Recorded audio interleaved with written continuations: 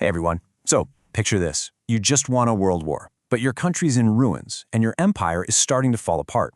Sounds like a contradiction, right? Well, that's pretty much the situation Britain found itself in after 1945. Today we're going to dig into what happened next and tackle one huge question.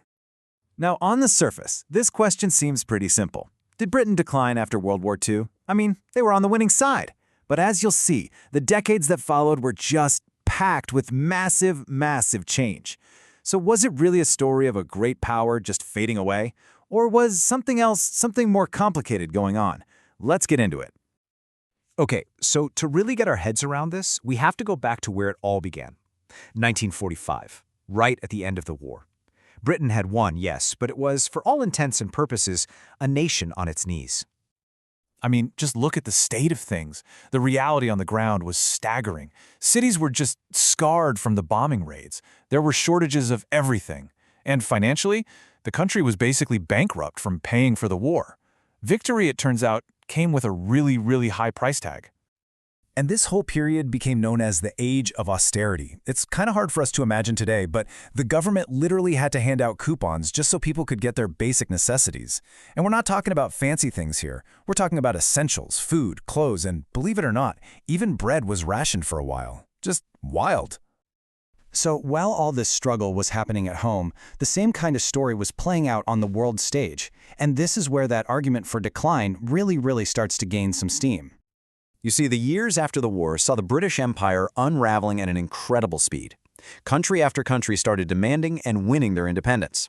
And then came the big one, the Suez Crisis in 1956. This was it was a disastrous military move that was a massive wake-up call.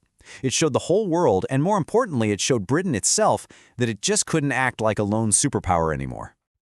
And the change was just night and day. Think about it. Before the war, Britain ran the biggest empire the world had ever seen. After the war, it was a much smaller nation trying to figure out its new and, frankly, much smaller place in the world. Yeah, and the economic situation was just as bad.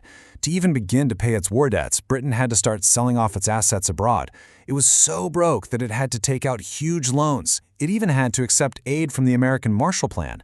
You know, the same aid program that was hoping to rebuild the countries it had just defeated. The irony is just incredible. Okay, so let's pause for a second. The case for decline looks pretty solid, doesn't it? The empire's gone, the economy's a mess, but, and this is a huge but, that is only half of the story. Because while Britain was shrinking on the world map, something pretty remarkable was happening back home. And that brings us to this year, 1948. This was a massive turning point. Out of all that austerity, all that wreckage, something brand new was created. The National Health Service, or the NHS. And for the very first time, every single person in Britain could get health care for free, no matter how rich or poor they were. I mean, this was absolutely revolutionary. And you could see this social revolution happening in people's everyday lives. Yeah, the start was tough, but by the 1950s, things were genuinely getting better. The economy was picking up, people had stable jobs, and for the first time, a lot of ordinary families could actually afford to buy their own homes and even cars. And you know, this didn't just happen by accident. This was a deliberate plan to build a better, fairer Britain. It wasn't just the NHS. The government also built entire new towns to solve the massive housing shortage. They opened up universities to more people. And the whole economy started to pivot away from the old, heavy industries towards new kinds of jobs in offices and shops. But this huge internal shift wasn't just about money or social programs. It went deeper. It was also a massive cultural transformation, one that created a completely new British identity. I mean, you can really see this change happening in every part of life. Politically, the whole focus shifted away from running a global empire and towards taking care of people at home. And socially, well, the country was becoming way more diverse, way more multicultural. And a huge piece of that puzzle was immigration from the Commonwealth. People started arriving from all over the former empire, bringing with them this incredible new energy, new ideas, new cultures.